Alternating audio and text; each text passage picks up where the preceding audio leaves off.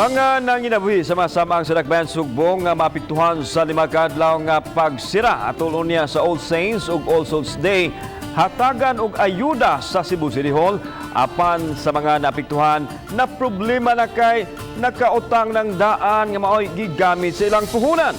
Ani ang report.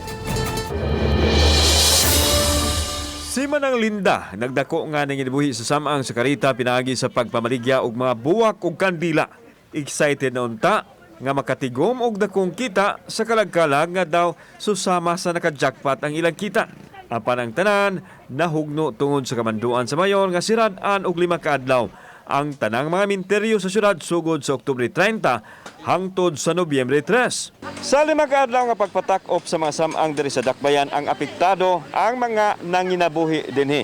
Gani karon pa lang nangutang na sila sa ilahang puhunan. Karon ang ilang pangutana, asa man sila manguha kuno ug ikabayad nga do sa ilahang nautangan. Nalipay kami ka, makabutang kalag-kalag yan. Medyo di na kayo ko ng atong pandemic ba. Pero unsa man kung mo ilang desisyon, pero utong na lang may mahimo, pero nakautang na ra ba migsugod og pamuhunan.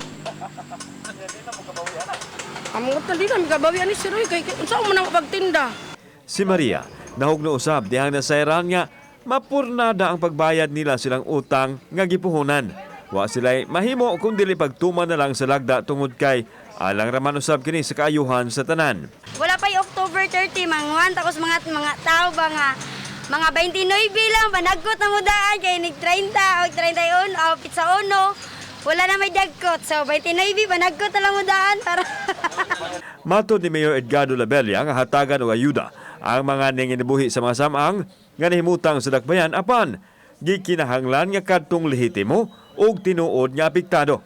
Gipasabot sa mayor nga usa kini kalakang aron pagproteher sa mga tawo batok sa virus, sanglit magtapok naman usab ang mga tao ug galing ablihan ang mga sementeryo. Let's continue to monitor. Let's continue to undertake massive contact tracing and testing. Di yun tamo kumpiyansa.